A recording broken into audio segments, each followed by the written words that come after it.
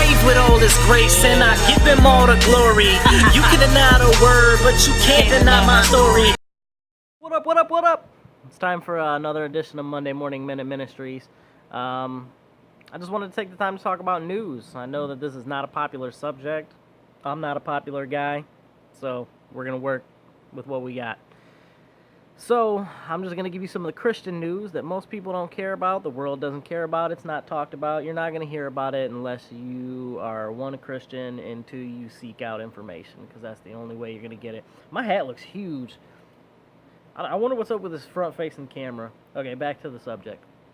So, most people know who Boko Haram is.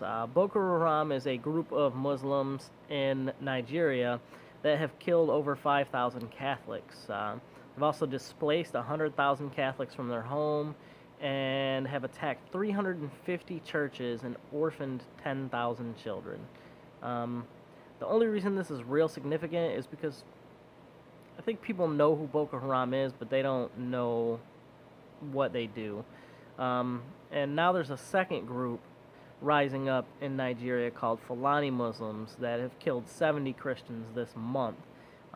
And from the sources that I read, which was basically a Nigerian newspaper who did an article for a Christian newspaper, said that there's no coverage of it in the news, and that all the coverage that they do have is focused on a land conflict that the Fulani Muslims have with Christians that live in the area, or just people that live in the area, and they're assuming that it's that versus just focusing on the Christians, even though they're burning churches and killing people. From what I know, they've burned 5 churches or more this month, and they've killed over 70 people. Another piece of news of significance is something that's good. A man named Parvez Henry Gill, and if I messed up his name, sorry. He's a Christian in Pakistan. Pakistan is a 90% Muslim country, and this man built a 14-story cross in the middle of the biggest city in Pakistan. And he just said that he got from God that he needed to build it so that he could keep other Christians there and make them feel like they were safe by seeing the cross. Now, not only did he put the cross out, but his name's obviously out everywhere if I can find it. You know, most people that know anything, if you live in a 90% Muslim country and you put up a cross, you're a target. He might as well put a target on his back. But he's doing this in faith, and he's doing it knowing that he still has a target on his back, and he just doesn't care. How do you guys like my pencil? I stole it from my kids. Awesome, right? Yeah. And the last one I'm going to talk about is the one that's probably going to get me in trouble, but I don't care because it's something I have to talk about. It's the effect of gay marriage on church. As most people know, there's a vote coming up in the Supreme Court in order to approve gay marriage on the federal level. Now, the reason this is significant is not because of the church versus homosexual marriage. It's because it's a political push. That's all it is.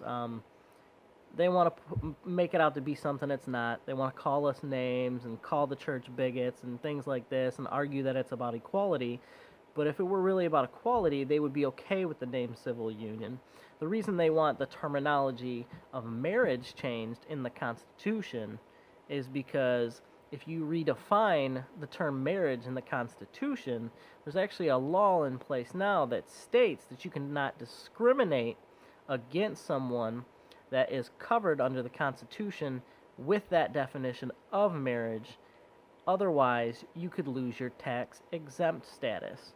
So, basically, all the churches in America that go against what they believe in the Bible and what they have a constitutional right to believe, garnering that the LGBT community always argues for separation of church and state, this would actually change the law as it is so that there is not a separation of church and state on this topic. It would make it so that the church has to be part of the state, and then if they refuse to be part of the state by basically acknowledging what the Bible says and speaking what they believe, they could be taken from their tax exempt status, which would cause a lot of churches to close. It'd cause a lot of church or Christian schools to close. And not only that, like I said, it would cause a separation of church and state, or it would cause the separation of church and state to actually not be separated, and the church would be part of the state. Because how can you be separated from the state if you're legally obligated to pay taxes to it, and also only define what it says about marriage as what the Constitution would change to state that it has to be? And if you go against it, we take your tax exempt status away, and you will essentially be part of the state. You'll be a church that's part of the state. Simple logic, but I know that some people aren't going to see it that way.